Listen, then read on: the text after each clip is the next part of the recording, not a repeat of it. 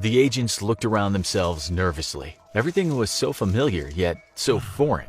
The grass was dead, there wasn't a single sound to be heard, and not even a fly buzzing around in the air. All signs of life had disappeared. They dreaded to think about what they'd find when they examined this world further, but they knew they were here for answers. They continued on. As they walked around, it didn't take long to notice the corpses everywhere, lying on the dead yellow grass, sprawled across park benches. Yet none of the bodies were rotting. It was as if they'd just died a few minutes ago. Nervously, they walked into a nearby house.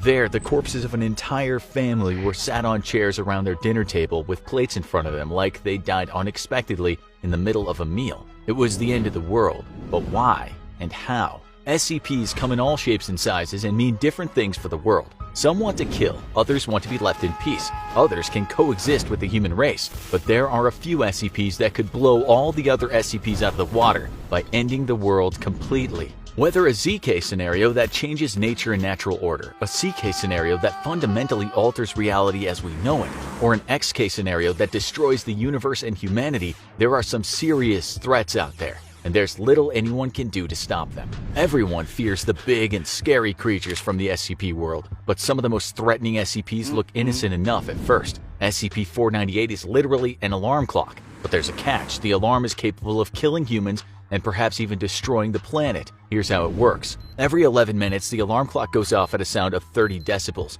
That's the sound level of a quiet rural area. It's so quiet, most people could probably sleep through it. But every 10 seconds, the sound increases by 4 decibels. That might not sound like much, but if the alarm is allowed to continue, there's no limit to the devastation it could have. A sound of 150 decibels can burst the eardrums of humans. A sound of 200 decibels is enough to kill a person. Meanwhile, a sound as loud as 1100 decibels could destroy the world, because it would create so much energy that it could create a black hole larger than the universe. With an increase of 4 decibels every 10 seconds, it would take only a few minutes to reach that point. The Foundation has attempted to destroy 498 to bring its danger to the world to an end, but so far the attempts haven't been successful. Instead, the only remaining solution is to ensure the snooze button is hit every 11 minutes until the end of time. It doesn't leave much room for error, and things haven't always gone to plan. The Foundation used to rely on a mechanical arm to automatically hit the snooze button, but one day the arm malfunctioned. Foundation personnel needed to step in and hit the button themselves until a new mechanical arm could be made. It sounds simple, but it wasn't. Unfortunately, there are some not-so-nice side effects of being around 498, such as increased alertness.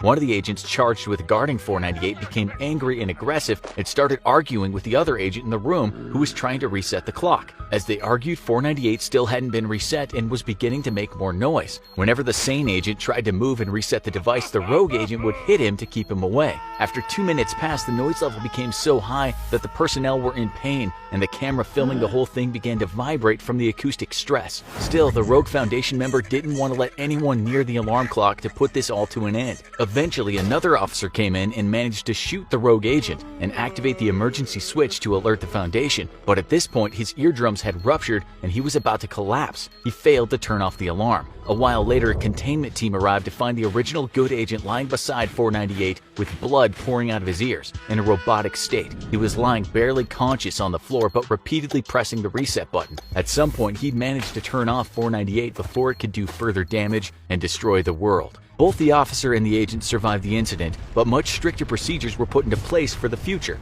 After all, the world could have ended that day. So far, the SCP Foundation has successfully protected the universe by locking away 498 in a secure containment and implementing the strictest procedure. It's currently in a soundproof bunker that can cancel 95% of sound waves, but if for any reason the alarm clock can't be reset or the Foundation staff went rogue again, it would destroy the universe. Most SCPs can be contained or guarded to minimize their impact, like 498, but a few are so large that even the Foundation can't do much to hold them back. SCP-3000 is a prime example. The Foundation first discovered 3000 after strange reports from fishermen around the Indian Ocean. One day, a submarine went down to investigate with personnel on board. and they couldn't believe what they found. Deep underwater, they found an enormous eel-like creature. It must have been hundreds of kilometers long, and its head alone was unbelievably large. But the scariest part of all was its eyes illuminating the darkness. There was also a strange gray liquid surrounding 3000. The closer the submarine got to 3000, the stranger they began to feel. The doctor on board started sweating, exhibiting anxious behaviors and whimpering. Nobody could make much sense out of what the man was saying, but he repeatedly talked about seeing darkness and nothingness. As the submarine reached the eel, the doctor became totally insane, smashing his head against the submarine window until the glass smashed. The mission had to quickly return back up to the surface, but the doctor died. Nobody was sure what had happened, but it was suspected 3000 has an impact on the cognition of humans. On a later mission, 3 divers went down to find out more about 3000. Tragically, 3000 swallowed 2 of the divers and emitted more of the gray liquid. Fortunately, one of the divers managed to send a sample of the strange liquid up to the surface before also dying. It turned out that the stuff was a powerful amnestic called Y909 that causes confusion, panic, and memory alteration.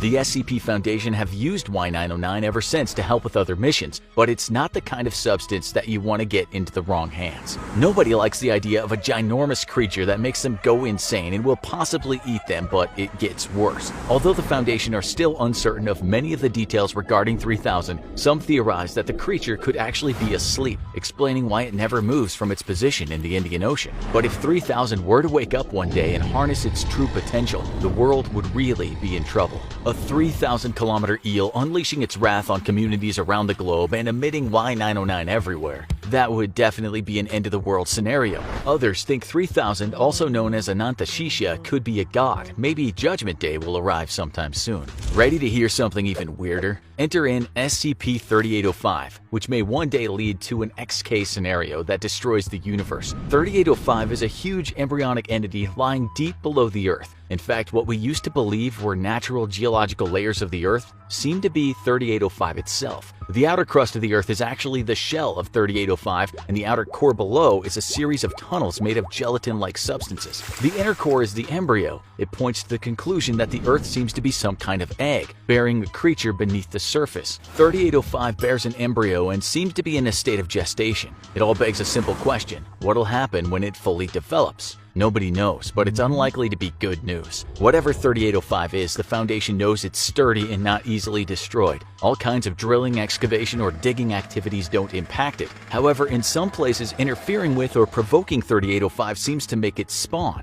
In past expeditions or experiments, when personnel have drilled into 3805, it causes dark purple dust clouds filled with stars to form. As soon as the external stimulation that created the spawning stops, these dust clouds also stop, so they might be some kind of defensive mechanism. Currently, there are 2 spawns of 3805 above the ground that nobody has managed to disperse. They form their own passageways and offer entry into 3805. A few brave personnel have attempted to take expeditions to seal the tunnels to 3805, and others have accidentally stumbled across it in oil drilling or similar operations. They reported seeing dark liquid, tentacles, and the joints of a creature. While some escaped alive, others were less lucky. It seems that 3805 absorbed them. Unfortunately, it's difficult to collect much information about 3805 because of its location. The high temperatures that deep into the core of the Earth make it difficult to actually get anywhere near it. But ultimately, it seems like humanity is at the mercy of this insentient, sprawling being below the ground. It's just a waiting game until one day 3805 hatches or breaks out of the ground and takes the world for itself. Perhaps it will absorb everything and everyone on the surface. Worryingly, oil drilling operations appear to have awakened the beast already, and the spawn now on the surface of the Earth puts human life in grave danger. Also lying below the ground is SCP-2935, and this SCP is even crazier than 3805 because it's not just threatening to hatch out and destroy the world, it promises to alter time and reality too, causing a CK event. From the outside, 2935 looks just like a regular cave, but instead of leading to some damp, dark grotto, it contains the passageway to an alternate reality. 2935 leads to an exact replica of the world we know, except for one key difference: there's no life there. It's not just human life that's absent, but also animals, plants, and sentient entities like machines and computers. After noticing strange radio signals coming from the cave in Indiana, the SCP Foundation sent a drone down to the cave to investigate. they could never have predicted what they'd find. There were corpses lying all over the ground of animals and humans alike. It seemed that they died spontaneously and instantly because the corpses were dotted around as if the people had been going about their daily activities when they died.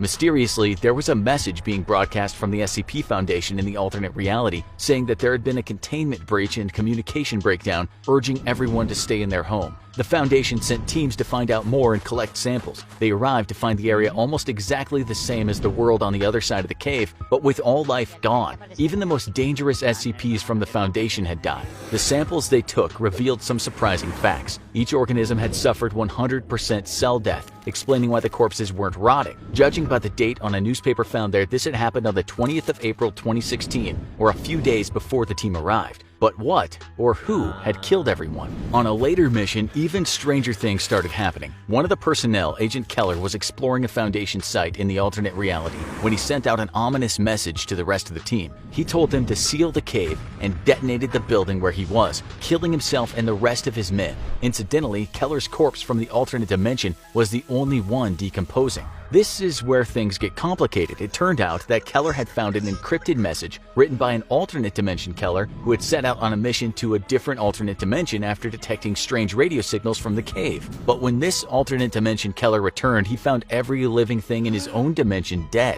He then killed himself. The Keller from this dimension opted to kill himself when he found out, worrying that if he returned to his own dimension, it would result in the death of every living creature there, too. The Foundation promptly sealed the cave. Although there's lots of uncertainty over how the people in the alternate world died, the Foundation suspects some creature is using radio signals to lure Foundation members down caves. If it succeeds, it could spell death and destruction in an infinite number of realities and dimensions. Now, go watch the full story of SCP-2935 and the bizarre alternate dimension found in an Indiana cave where all life is dead on the SCP Explained channel. You won't want to miss what else is happening in there.